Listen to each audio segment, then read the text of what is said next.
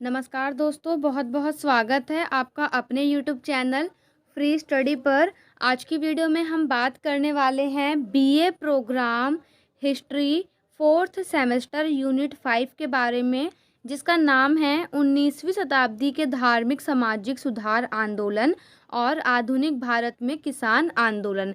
जैसा कि आपको पता है कि मैं पार्ट 1 इससे पहले कवर करवा चुकी हूँ। आज मॉर्निंग में ही पार्ट 1 की वीडियो आपको प्रोवाइड करवा दी गई थी मेरे साइड से, और ये पार्ट 2 है। पार्ट 2 भी आपको आज इवनिंग तक या हो सकता है कल मॉर्निंग तक आपको मिल जाए। तो चलिए बिना किसी देरी का वीडियो को स्टार्ट करते हैं। और अगर आप हमारे चैनल पे नए हो तो प्लीज़ एक कमेंट करके ज़रूर बताना कि आपको टॉपिक कैसे लगे और वीडियो समझ में आई कि नहीं आई। अब टॉपिक देख लेते हैं हम अपने थोड़े से। टॉपिक में हम आज की वीडियो में हम कुछ टॉपिक डिस्कस करेंगे, जैसे कि आर्य समाज, दयानंद सरस्वती, आर्य समाज द्वारा किए गए सामाजिक सुधार, स्वामी विवेकानंद, रामकृष्ण मिशन, मलाबारी प्रस्ताव, शारदा एक्ट।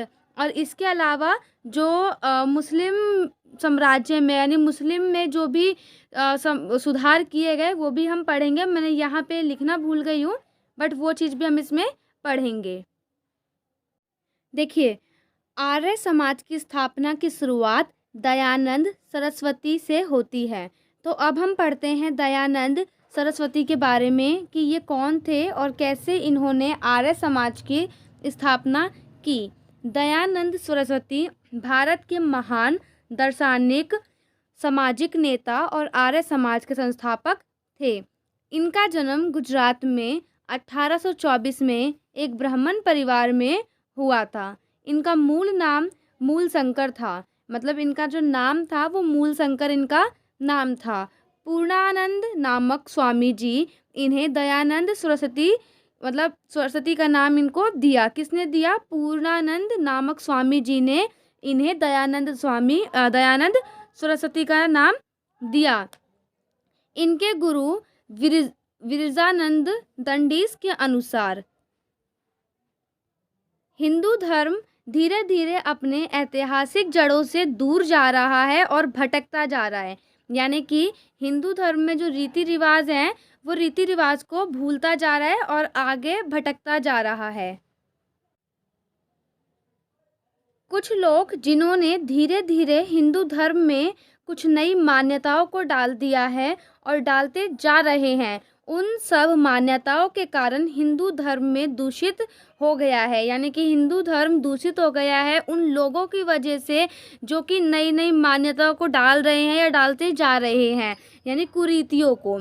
उसके बाद है हिंदू धर्म की ऐसी बिगड़ती हालत को देखते हुए दयानंद सरस्वती द्वारा अपने गुरु विरजानंद दंडीस को वचन दिया गया कि उनका पूरा जीवन हिंदू धर्म का जीर्णोद्धार और वेदों को फिर से उनकी सही राह में लाने के लिए लग जाएगा। यानी कि जब उनके जो गुरु होते हैं विरजानंद दंडीस, वो ये कहते हैं कि जो हिंदू धर्म है वो धीरे धीरे अपनी राह से भटकता जा रहा है और इसमें कुछ लोगों के कारण इसमें मतलब हिंदू धर्म जो है वो दूषित हो रहा है कुछ मान्यताओं की वजह से।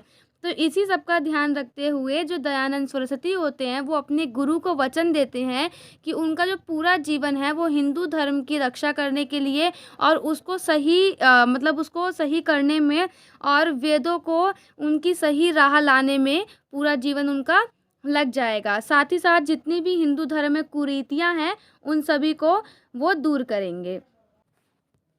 इस क्रम में सबसे पहला प्रयास दयानंद सरस्वती जी ने 1863 में आगरा में धर्म के प्रचार के लिए पाखंड खंडनी पताका फहराई।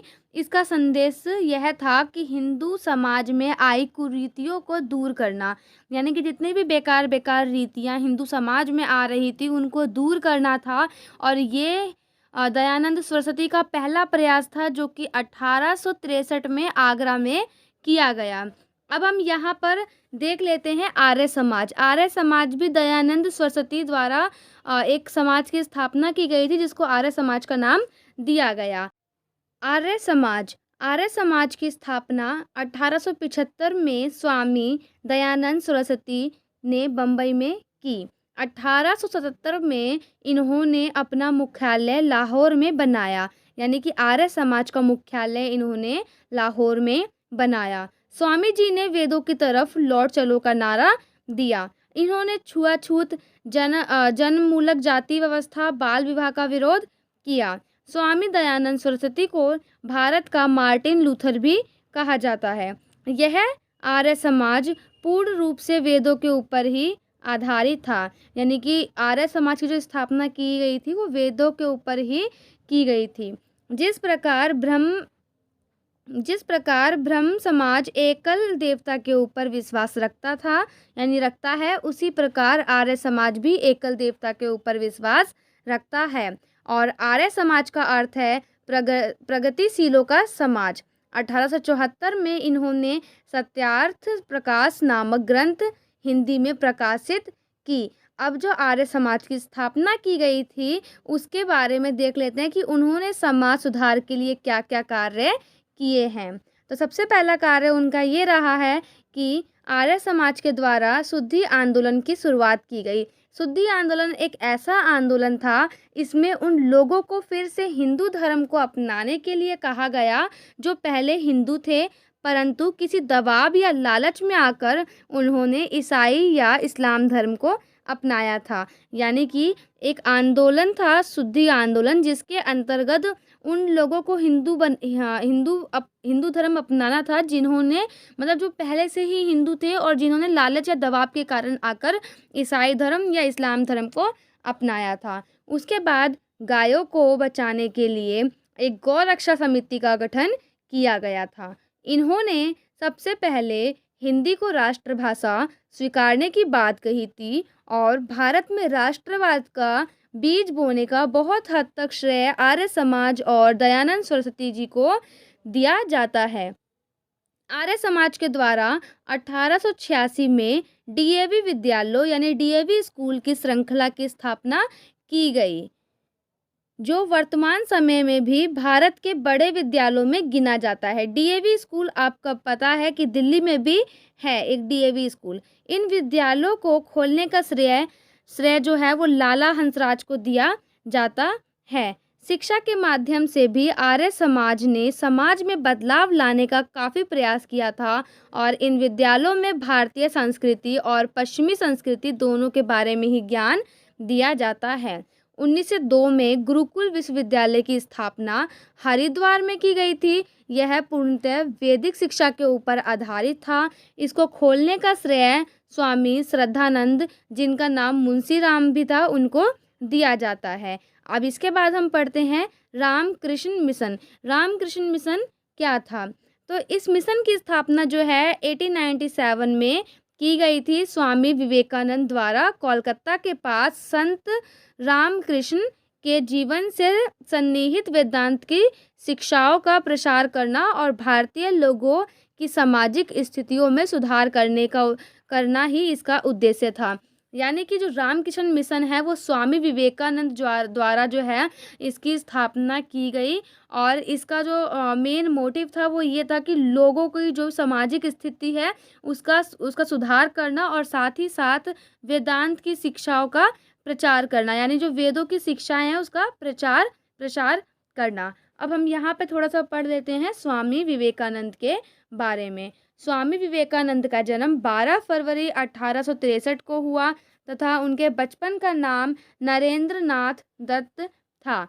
प्रत्येक वर्ष यानी हर वर्ष स्वामी विवेकानंद की जयंती 12 जनवरी को राष्ट्रीय युवा दिवस के रूप में मनाई जाती है। आप सभी को पता है 12 जनवरी राष्ट्रीय युवा दिवस होता है। वर्ष 1893 में खेतड़ी राज्य के महाराजा अजीत सिंह के अनुरोध पर उन्होंने विवेकानंद नाम अपनाया। यानी कि देखिए उनका जो मूल नाम था वो था नरेंद्र नाथ दत्त, लेकिन उनको विवेकानंद नाम किसने दिया? तो महाराजा अजीत सिंह के अनुरोध द्वारा ही उन्होंने अपने इस नाम को अपनाया। इन्होंने विश्व को यानी पूरे वर्ल्ड को वेदांत और योग के भारतीय दर्शन से परिचित कराया। 1893 में स्वामी विवेकानंद अमेरिका गए और शिकागो के प्रथम विश्व धर्म सम्मेलन में इन्होंने भाग लिया। इनके प्रभावशाली भाषणों को सुनकर अमेरिकी अखबार, जिस अखबार का नाम था न्यूयॉर्क हेराल्ड, ने लिखा था, विवेकानंद निश्चित रूप से विश्व धर्म सम्मेलन में सबसे प्रमुख व्यक्तिगत हैं। पश्चिमी देशों के लोग इन्हें साइक्लोनिक मॉक ऑफ इंडिया कहकर पुकारते थे। नेताजी सुभाष चंद्र बोस ने विवेकानंद को आधुनिक भारत का निर्माता कहा है। यह 19वीं शताब्दी के रहस्यवादी रामकृष्ण परमहंस के मुख्य शिष्य थे। यानी कि इनके गुरु का नाम क्या था? गुरु का नाम था रामकृष्ण परमहंस। किसके? विवेकानंद। विवेकानंद के गुरु का नाम था रामकृष्ण परमहंस और इन्होंने 1897 में रामकृष्ण मिशन की स्थापना की। यानी कि अपने गुरु के नाम पर ही इस मिशन की स्थापना इन्होंने की थी। रामकृष्ण मिशन एक ऐसा संगठन है जो मूल्य आधारित शिक्षा, संस्कृति, स्वास्थ्य, महिला सशक्तिकरण, युवा एवं आदिवासी कल्याण एवं राहत तथा पुनर्वास के क्षेत्र में काम करता है।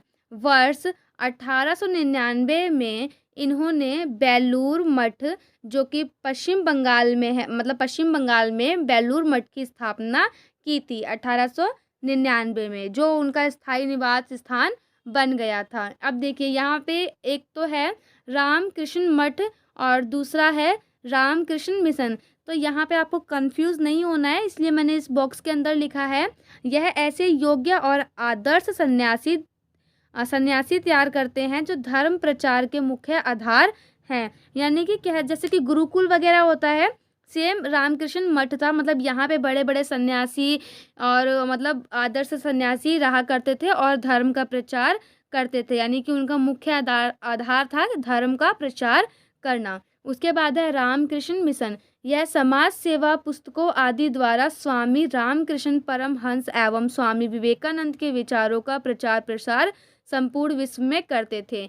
यानी कि रामकृष्ण मिशन जो है ये समाज सेवा पुस्तकों द्वारा समाज की सेवा करना और स्वामी विवेकानंद के विचारों का प्रचार प्रसार करते थे ये लोग। अब हम यहाँ पे देख लेते हैं मलाबारी प्रस्ताव।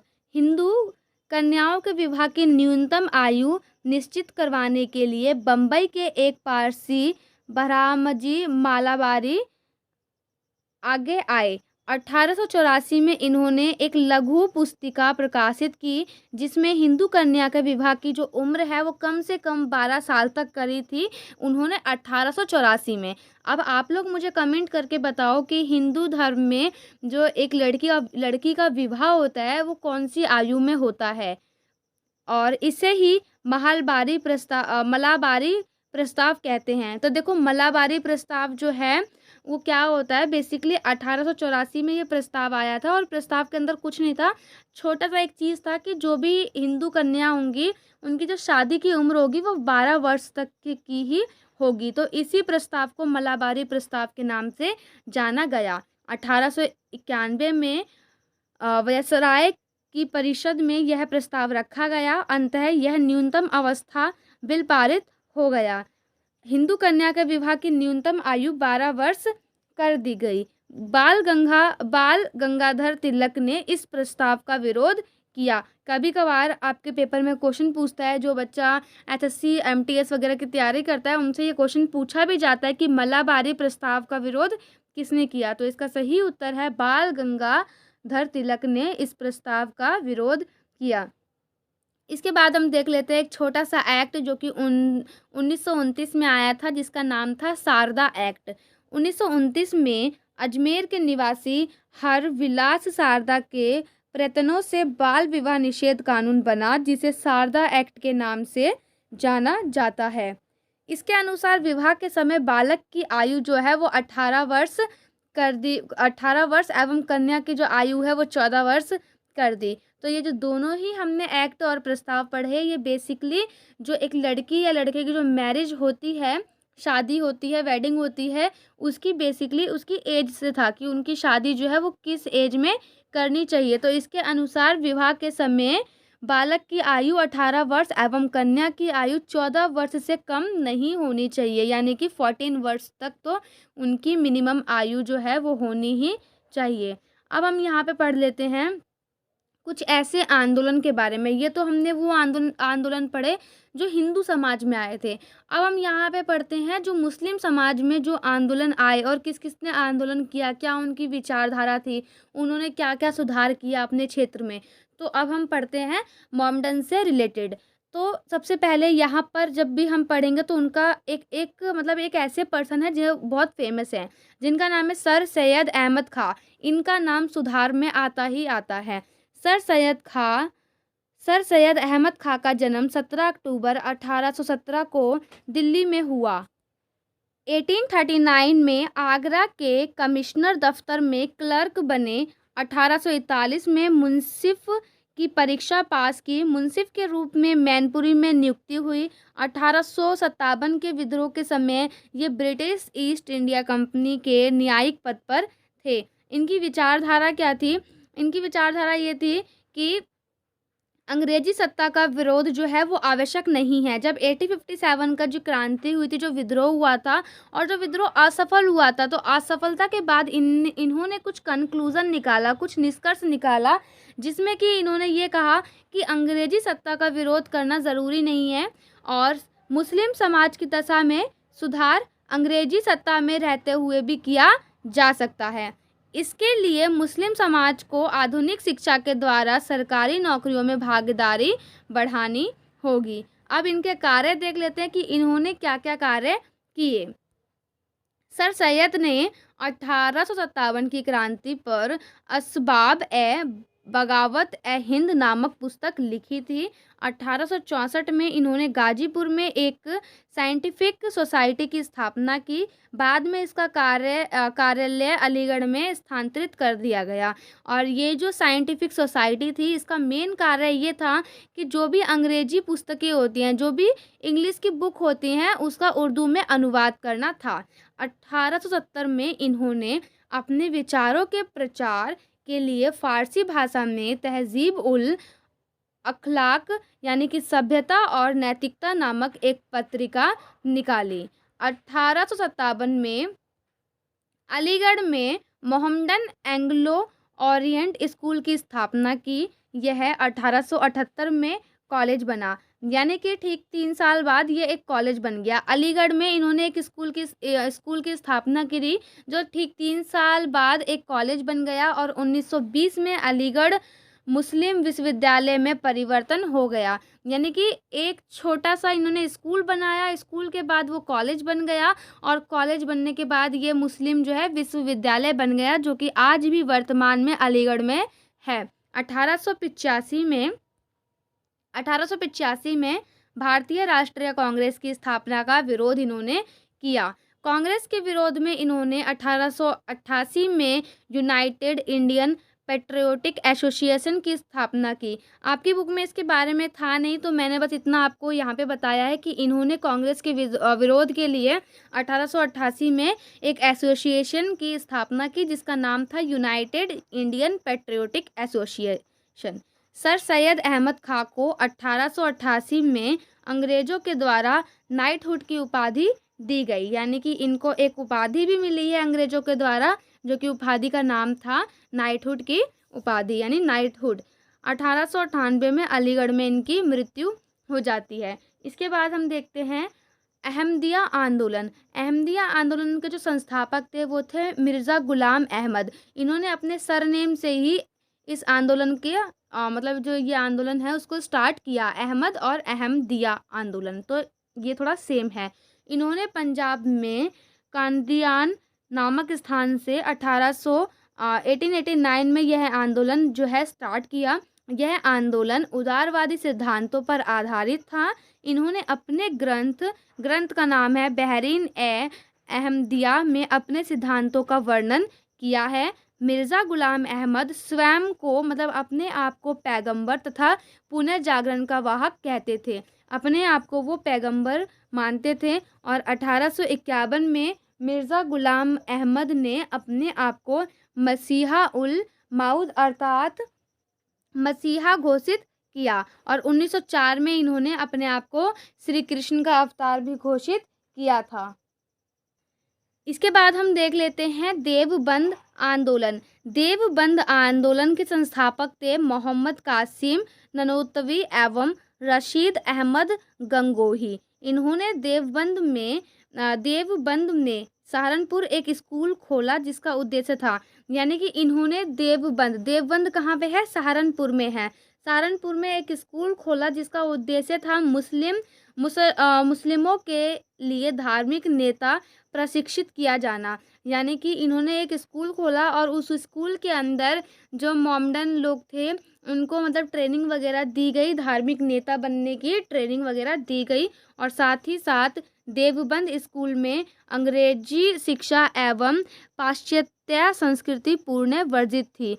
पाश्चात्य मतलब होता है वेस्टर्न, पश्चिमी जो संस्कृति थी और पश्चिमी जो कल्चर था वो वर्जित थी। वर्जित का मतलब होता है फॉरबिडन, यानी कि मनाही। मतलब वहाँ पर ना ही वेस्टर्न संस्कृति को अपनाया और ना ही अंग्रेजी शिक्षा को।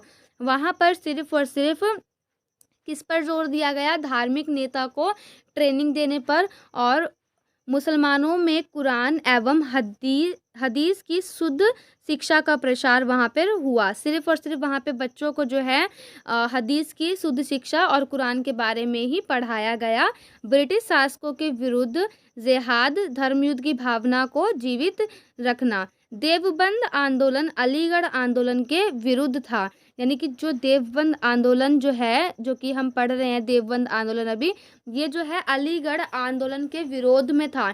क्योंकि अलीगढ़ आंदोलन जो है ना, ये चाहता था कि भले ही मतलब जो सुधार वगैरह हैं वो ब्रिटिश के उसमें भी रहकर किए जा सकते हैं। मतलब अगर ईस्ट इंडिया कंपनी हमारे देश में है या हम उनके गुलाम हैं तब भी सुधार किए जा सकते हैं, लेकिन देवबंद आंदोलन ये नहीं मानते थे। और अलीगढ़ आंदोलन में क्या था कि वहाँ पर बच्चों को अंग्रेजी शिक्षा के बारे में बताया जाता था, लेकिन देवबंद आंदोलन के अनुसार वहाँ पर बच्चों को ना ही अंग्रेजी शिक्षा दी गई और ना ही पश्चिमी संस्कृति के बारे में बताया गया। और देवबंद आंदोलन ने कांग्रेस की स्थापना का स्वागत किया, जबकि अलीगढ़ आंदोलन कांग्रेस के विरोध में था। क्योंकि अलीगढ़ आंदोलन ये मानता था कि जो कांग्रेस जो है वो एक हिंदू पार्टी है, और जबकि देवबंद आंदोलन ने इसकी कांग्रेस की स्थापना का बहुत अच्छे से स्वागत किया।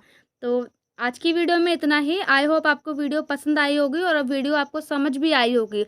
अगर समझ में नहीं आया तो 102 बार देख लेना, क्लियरली आपको समझ में आ जाएगा। ऐसे कुछ समझाने वाला था नहीं, बेसिकली सुधार के ऊपर था। सुधार वही सामाजिक सुधार और जो शादी वगैरह की उम्र है वो सब था। इसके अलावा आपने देखा ही कि हमने क्या क्या चीज़ें इसमें पढ़ी हैं। अब आपका बस इस यूनिट में एक जो है टॉपिक रह गया है जिसमें हम पढ़ेंगे किसान आंदोलन, जो कि आपका पार्ट 3 में मैं कवर करवाने की पूरी कोशिश करूँगी कि पार्ट 3 ही आपका लास्ट पार्ट हो, पार्ट 3 के बाद कोई भी आपका पार्ट ना बने। वीडियो कैसी लगी एक कमेंट करके ज़रूर बताना। साथ ही साथ चैनल को सब्सक्राइब और वीडियो को लाइक करना ना भूलना। और टेलीग्राम पे हमारा चैनल है फ्री स्टडी के नाम से, फ्री स्टडी DM23, आप जाके सर्च भी कर सकते हैं, या इसका लिंक जो है मैंने आपको वीडियो के डिस्क्रिप्शन में प्रोवाइड करवा दिया है। वहाँ से जाके आप हमारे चैनल में ज्वाइन हो सकते हैं और आने वाली सभी छोटी बड़ी अपडेट्स, साथ ही साथ नोट्स, इम्पॉर्टेंट क्वेश्चन आंसर की सीरीज़ वगैरह वहाँ पे आपको प्रोवाइड करवा दी जाती हैं। तो चलिए मिलते हैं नेक्स्ट वीडियो में, तब तक के लिए जय हिंद जय भारत।